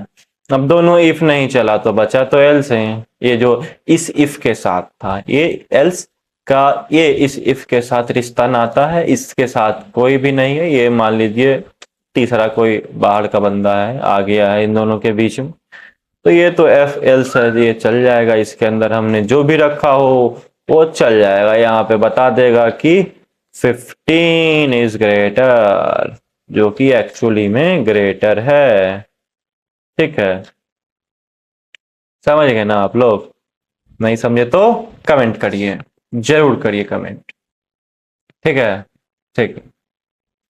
ये देखिए, तो आप लोगों के लिए मैं एक बार और ट्राई रन का मतलब रन करके दिखाता हूँ कि पहला एक बार तो हमने अभी लास्ट वाला एल्स स्टेटमेंट चलाया है, अब हम लोग पहला वाला इफ स्टेटमेंट चला के आप लोगों को दिखाऊंगा। तो फिर से 10, 5, 4। सबसे बड़ा नंबर कौन है? 10। ये देख, 10 आ गया, आ गया ना 10? थैंक यू बोलो मुझे, 10 ला दिया मैं, बड़ा एलिमेंट है, बता दिया यार, इतना बड़ा चीज है ये तो। अब हम लोग चेक करेंगे दूसरे इफ के लिए। दूसरे इफ के लिए मतलब दूसरा जो एलिमेंट होगा वो हमारा सबसे ग्रेटेस्ट एलिमेंट होगा। 10, 15, 5। ये देखिए, 15 इज ग्रेटर। ठीक है, तो इसी के साथ ये प्रोग्राम हमारा यहीं पे समाप्त होता है। किसी को कोई दिक्कत हो तो कमेंट सेक्शन भर दो दिक्कत से, सारा का सारा दिक्कत सॉल्व होगा तुम्हारा। और यहाँ पे देखो, यहाँ पे क्वेश्चन में दिया हुआ है पॉजिटिव इंटीजर कोई, तो मैं आप लोगों को एक क्वेश्चन देता हूँ। यहाँ पे पॉजिटिव की जगह नेगेटिव इंटीजर इनपुट लिया जाएगा, और नहीं नहीं, मजा नहीं आएगा। पॉजिटिव भी इनपुट ले सकते हैं और नेगेटिव भी इनपुट ले सकते हैं, तब बताओ कि तीनों में से कौन बड़ा है। ठीक है, तो बेसिकली पॉजिटिव वाला होगा तो पॉजिटिव वाला ही बड़ा हो जाएगा, लेकिन आपको पॉजिटिव निगेटिव दोनों के लिए चेक करना है कि कौन बड़ा है कौन छोटा है। तो उसके लिए प्रोग्राम लिखें और कमेंट करें प्रोग्राम को, मैं देखूंगा कि किसने सही लिखा है, और जिसने भी सही लिखेगा मैं उसे अपने अगले वीडियो में शॉर्ट आउट दूंगा।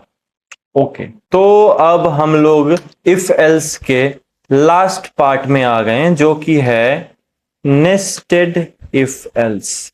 Nested if nested if else, nested if else का मतलब हुआ भुना हुआ इफ एल्स। इफ के अंदर इफ, इफ के अंदर इफ, उसके अंदर भी इफ, ऐसा ऐसा, मतलब एक के अंदर एक के अंदर एक। ठीक है, ये कंडीशन हुआ तो फिर उस कंडीशन में एक कंडीशन है, उस कंडीशन में एक कंडीशन। अगर क्रिकेट खेलने जाएंगे, अगर क्रिकेट खेलने जाएंगे तो बैट होना जरूरी है, बैट चाहिए तो बॉल भी चाहिए, बॉल चाहिए तो विकेट भी चाहिए। तो ये देखिए कितना सारा कंडीशन हो गया, एक कंडीशन के अंदर ढेर सारा कंडीशन है। उसी को हम लोग बोलते हैं नेस्टेड इफ एल्स। मैं इस नेस्टेड इफ एल्स को भी एक क्वेश्चन के मदद से आप लोगों को समझाना चाहूंगा, और वो क्वेश्चन हम लोगों ने अभी जस्ट करके आए हैं कि 3 नंबर पॉजिटिव नंबर यूजर से इनपुट लेंगे और बतलाएंगे कि उनमें से बड़ा कौन सा है। तो चलिए ठीक है, और उसे को करते हैं। तो कहाँ गया वो वाला हमारा कोड? ये देखिए, ये रहा कोड, और फिर यहाँ से हम उसे कॉपी मारेंगे। ठीक है, और फिर जा करके हम यहाँ पर, कहाँ चला गया हमारा नेस्टेड वाला फोल्डर, फाइल सॉरी, यहाँ पे पेस्ट मार देंगे। तो हम यहाँ पे क्या कर रहे थे, एक इफ यूज कर रहे थे, फिर एक दूसरा इफ यूज कर रहे थे जो कि इंडिपेंडेंट था। इस इफ का इस इफ से कोई रिलेशन नहीं है। ये एक मैं आप लोगों को पहले भी दिखा चुका हूं कि पहले एक बार इसको चेक करेगा, फिर उसको चेक जरूर करेगा कंप्यूटर, कि भले ही ये चल जाए, भले ही ये चल जाए, लेकिन उसके बाद भी वो इसको चेक करेगा कि क्या ये भी चल सकता है, क्या ये भी चल सकता है। दो अलग अलग इफ स्टेटमेंट है, ये इंडिपेंडेंट है एक दूसरे से। ठीक है, यहां पर हम लोग इस चीज का यूज नहीं करेंगे, यहां पर हम लोग यूज करने वाले हैं नेस्टेड इफ एल्स का। स्टार्ट करते हैं यहां से हम। सबसे पहला कंडीशन मैंने क्या लिखा कि if A is greater than B, अगर ए बी से बड़ा है। ठीक है, तो ए अगर बी से हमारा बड़ा है तो क्या हो सकता है? अब हमारे पास तीसरा नंबर बचता है सी। या तो ए सी से बड़ा होगा, या तो ए सी से छोटा होगा। तो चलिए उसके लिए भी देखते हैं। ये देखिए, इफ के अंदर हम आगे वापस, if A is greater than C, अगर सी से ए बड़ा हो गया तो हम सिंपली प्रिंट करा देंगे कि ए इज ग्रेटर। ठीक है, इसका क्या मतलब, चलिए मैं आप लोगों को, नहीं तो फिर सी आउट C is greater।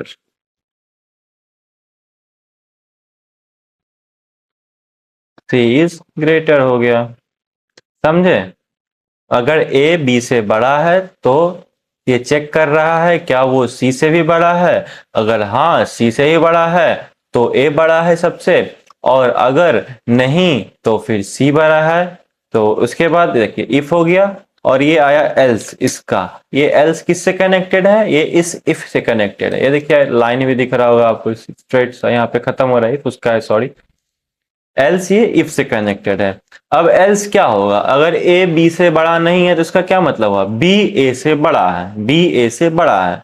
तो बी ए से बड़ा है, फिर अब तीसरा नंबर बच जा रहा है हमारा सी, तो उसके लिए चेक करेंगे कि क्या बी सी से बड़ा है। अगर हाँ सी से बड़ा है तो फिर क्या करेंगे, सी इज ग्रेटर, सी सबसे बड़ा है। अगर बी सी से छोटा है तो फिर सी बड़ा है।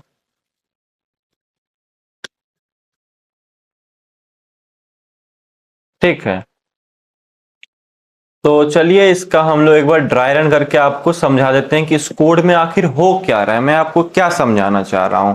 ठीक, तो यहाँ पे नेस्टेड इफ एल्स का मैंने जो बोला अभी आप लोगों को कि एक इफ के अंदर ढेर सारे कंडीशन हो सकते हैं। तो ये जो इफ हमने लिया इसके अंदर आप लोग देख पा रहे होंगे कि ये एक इफ है और एक एल्स है। तो ये इस इफ के अंदर है, इसी को हम लोग नेस्टिंग बोला करते हैं। ठीक है, और वापस से इस एल्स के अंदर भी एक इफ है और एक एल्स है, ये भी एक नेस्टिंग का ही टाइप है। तो चलिए मैं आपको ये इसका ड्राई रन करके बतलाता हूं कि कोड में क्या होता है। तो ये देखिए हम लोग यहाँ पे 3 नंबर सिंपली इनपुट ले रहे हैं, ए बी और सी। तो मान लीजिए ए हमारा है 10, बी हमारा है 5 और सी हमारा है 15।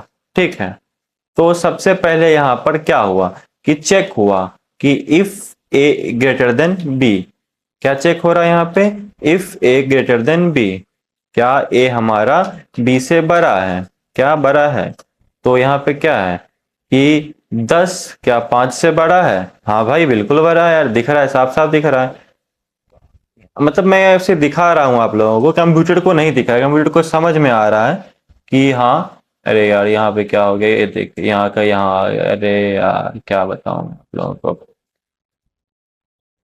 तो यहाँ पे साफ साफ दिख रहा होगा आप लोगों को कि ए बी से बड़ा है। अब यहाँ पे देखिए अगर ए बी से बड़ा है तो ये तो इफ के अंदर घुस गया, इफ के अंदर घुस गया तो अब इफ के अंदर जो भी है उसको एग्जीक्यूट करेगा।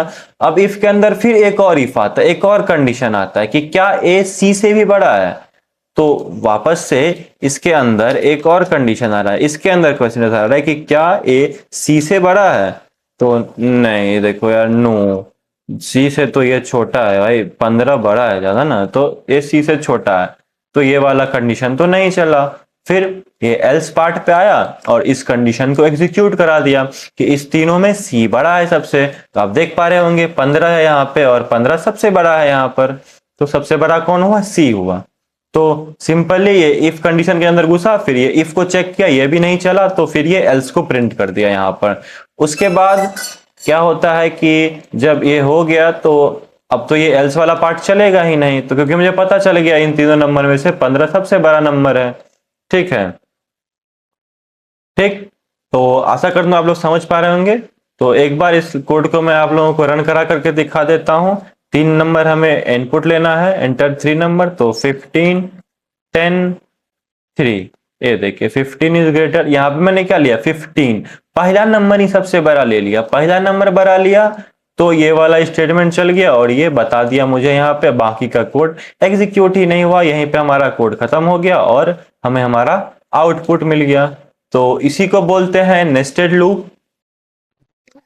तो अब हम लोग इफ एल्स के लास्ट में आ गए हैं, बस एक चीज बच गया है आपको बताना, जो कि है टर्नरी ऑपरेटर। तो छोटा सा है लेकिन काम आता है। इफ का एल्स का इतना बड़ा सा स्टेटमेंट नहीं लिखना पड़ता है। ये देख पा रहे हैं, ये बेसिक से ये एक लाइन का सिंटैक्स है जिसमें कि आप पूरा इफ एल्स कंडीशन सब कुछ चेक करके जो भी आपको प्रिंट करवाना है वो आप प्रिंट करवा सकते हैं। छोटा सा है, बड़ा काम आता है।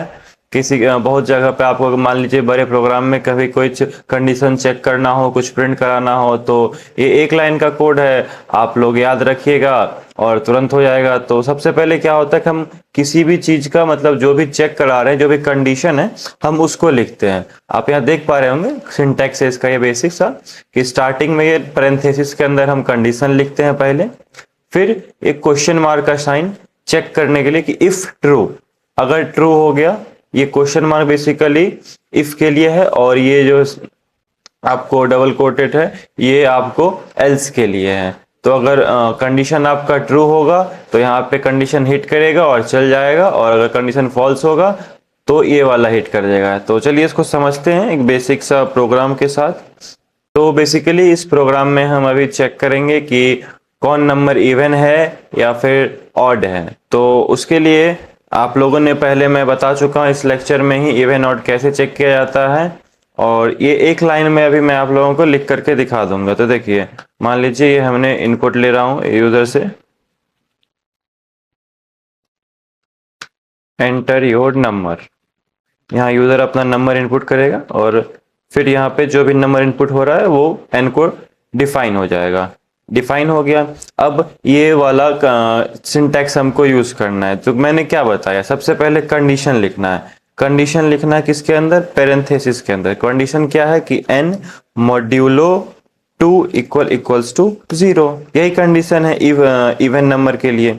उसके बाद इसके बाद क्या करना है कि ये क्वेश्चन मार्क का साइन लगाना है। क्वेश्चन मार्क का साइन लगा दिए, तो इसके बाद हमें क्या करवाना है, इसके बाद हमें प्रिंट करवाना है। क्या प्रिंट करवाना है, जो भी प्रिंट करवाना हो वो प्रिंट करवा देंगे। इवन है, अगर मान लीजिए ये इवन नहीं हो रहा है, ठीक है, इवन नहीं है, तो क्या होगा, फिर से वापस से इसे सी आउट डाल के ऑड हो गया। समझ गए आप लोग। ये देखिए इसको ही मैं रन करा के दिखा रहा हूँ। ये देखिए यहाँ पे बोल रहा है, बोलेगा अभी एंटर योर नंबर, तो एंटर योर नंबर 2, तो 2 इज इवन।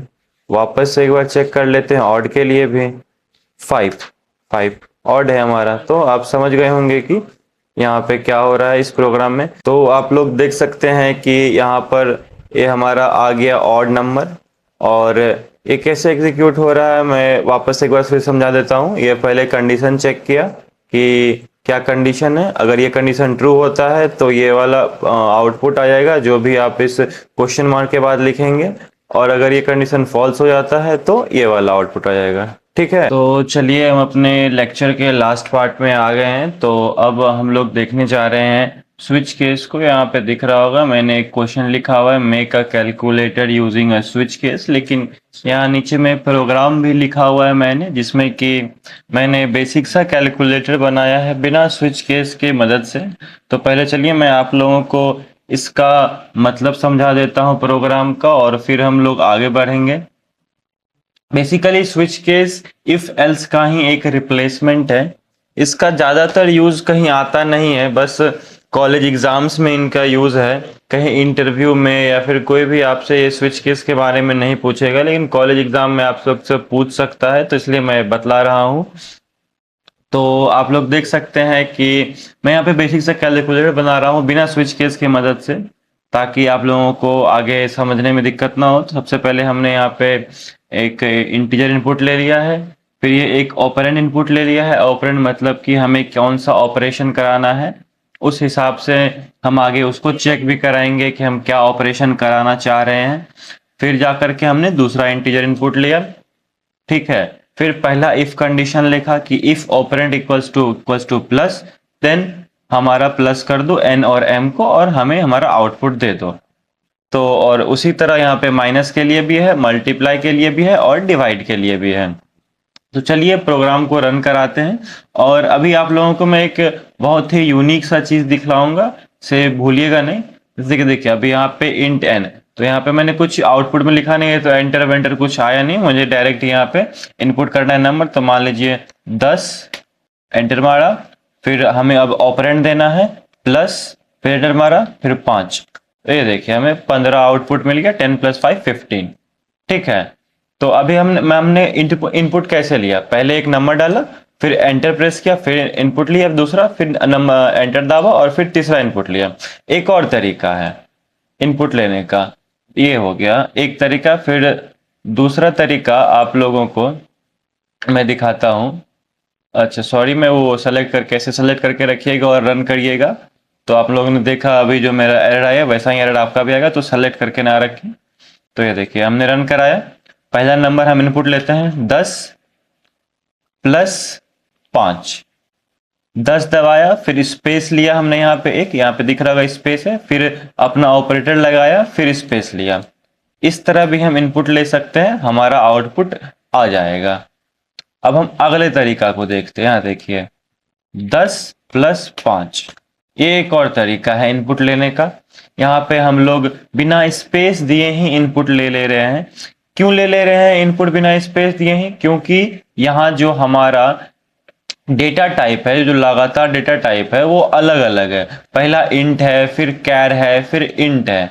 तो इसीलिए कंप्यूटर समझ जाता है कि हाँ ये पहला वाला इंट है, ये दूसरा अलग है, ये तीसरा अलग है, एक दूसरे से डिफरेंट। अगर मैं यहीं पे कैर की जगह इंट ही कर देता तो फिर उसे समझ नहीं आता और आपको एरर बता देता। तो आप लोग समझ गए होंगे मैं क्या बताना चाह रहा हूँ। इनपुट लेने का ये 3 अलग अलग मेथड है, तो ध्यान में रख सकते हैं इसको।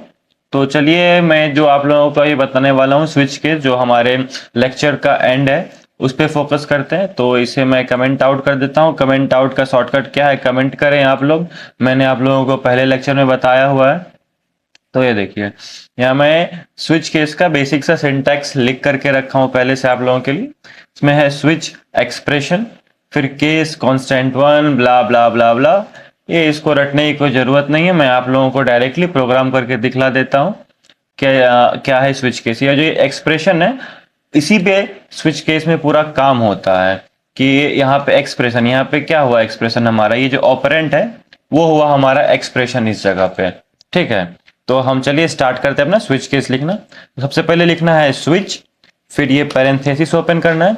अब इसमें वो ऑपरेशन डालिए, मतलब वो कंडीशन डालिए जिस पर कि आपको काम करना है। तो हमें इस जगह पे ऑपरेंट पे काम करना है। हमारा दोनों इनपुट तो सेम रहेगा लेकिन ऑपरेंट बदल रहा है, तो ऑपरेंट के हिसाब से हमारा काम होगा। अलग अलग काम करवा रहे हैं लेकिन सेम इनपुट से, तो उस केस में हम स्विच केस का यूज करेंगे। तो स्विच टू ओपी, उसके बाद जा करके फिर आता है केस। केस आपका बेसिकली बतला रहा होता है कि आप किस चीज पे काम कर रहे हैं। तो केस अभी पहला केस है प्लस का, तो case of plus, case of plus डाले, फिर ये डबल कोट्स डाले, फिर यहां पर सी आउट। सी आउट क्या करना है हमें? एन प्लस एम करना है। ठीक है, ये नहीं भी डालेगा एंडल तो कोई दिक्कत नहीं है। फिर उसके बाद डालेंगे हम ब्रेक। ब्रेक बेसिकली आपको बतलाता है कि इसके बाद आपको रुकना है। तो यहाँ पे हम आगे बढ़ते हैं अपने दूसरे केस की तरफ। दूसरा केस हमारा क्या है? दूसरा केस है कि हमें माइनस करवाना है, केस माइनस। तो उसके लिए फिर से वापस से हम सी आउट क्या करवाना है? N minus M. उसके बाद फिर ब्रेक। ब्रेक क्यों लिख रहे हैं मैं आप लोगों को अभी आगे बतलाऊंगा। केस, फिर तीसरा केस लिखना है। तीसरा केस क्या है? मल्टीप्लाई। फिर से हमें क्या करवाना है यहाँ पे वो लिख देंगे, एन मल्टीप्लाइड बाय एम। फिर वापस से ब्रेक। बेसिकली हम यहाँ पे ब्रेक इसीलिए लिख रहे हैं क्योंकि हमें आगे नहीं जाना है। हमें जो एक बार में बोला जाए बस वही करना है, फालतू का आगे नहीं बढ़ना है। अगर आप ब्रेक नहीं डालिएगा तो ये आगे बढ़ता जाएगा, जितना भी कंडीशन लिखा हुआ रहेगा इस स्विच केस के अंदर वो सबको एग्जीक्यूट कर देगा। ये देखिए हमने चारों कंडीशन अपना लिख दिया, प्लस माइनस डिवाइड मल्टीप्लाई। यहाँ पे लेकिन स्विच केस में एक और चीज आता है जो कि है डिफॉल्ट। डिफॉल्ट मतलब हुआ कि मान लीजिए अगर आपका user plus minus multiply divide के अलावा कुछ और डाल दे, गलती से डल जाता है कभी कभी, तो उसके लिए भी है। डिफॉल्ट केस में क्या कर देंगे हम? Cout please enter valid operand. ठीक है, ये कर देंगे और फिर से वापस यहाँ पे हम ब्रेक लगा देंगे। तो चलिए इसे रन करा करके मैं दिखाता हूं आप लोगों को। यहाँ पे रन किया मैंने और यहाँ पे हमें अपना नंबर डालना है, तो 10 और फिर हमें अपना ऑपरेंड डालना है +5। तो ये देखिए 10 + 5 यहाँ 15 आ गया। ठीक है, तो जैसे कि मैं बोल रहा था ब्रेक के बारे में, कि अगर आप ब्रेक नहीं लगाते हैं तो क्या होता है। चलिए वो दिखा देता हूँ आप लोगों को। ब्रेक को हम यहाँ पे कमेंट मार देते हैं और यहाँ पे वापस से प्रोग्राम को रन करते हैं और फिर करते हैं 10-5। 10-5 किया हमने तो क्या आएगा, जल्दी से कमेंट करिए। मेरे आउटपुट को देखने से पहले आप अपना कमेंट में सोच के तैयार हो जाइए कि क्या होगा, और कमेंट जल्दी जल्दी फटाफट फटाफट कर दीजिए। तो ये देखिए, अरे ये क्या आ गया, 10-5 550 होता है क्या? हाँ बताइए आप ही। 10-5 तो 5 होता है, जो कि यहाँ आगे में है आपका। तो फिर ये 50 कहाँ से आ रहा है? ये 50 आपको ये 10 × 5 करके दे रहा है, क्योंकि ये ब्रेक यहाँ पे लगा नहीं तो ये वाला कंडीशन हिट हुआ, इसे आगे कुछ दिखा नहीं तो ये इस पे चला गया। मैंने आपको स्टार्टिंग में ही बोला था कि कंप्यूटर एक बेवकूफ मशीन है, इसको आपको हर एक स्टेटमेंट बतलाना होगा कि हाँ इसके बाद रुक जाना है। तो ये यहाँ पे रुका नहीं और ये इस पे चला आया। तो चलिए ठीक है, इसी के साथ मैं अपने लेक्चर को बंद करता हूँ। और इसी तरह आप लोग हमारे चैनल से जुड़े रहें और हमारे वीडियो का लुत्फ उठाते रहें। जल्दी जल्दी कमेंट करें, बताएं कि कैसा रहा वीडियो। कुछ समझ में नहीं आया हो तो वो भी क्वेश्चन पूछ सकते हैं आप कमेंट में। हम लोग प्रयास करेंगे जल्द से जल्द आपका क्वेश्चन का आंसर देने का। धन्यवाद।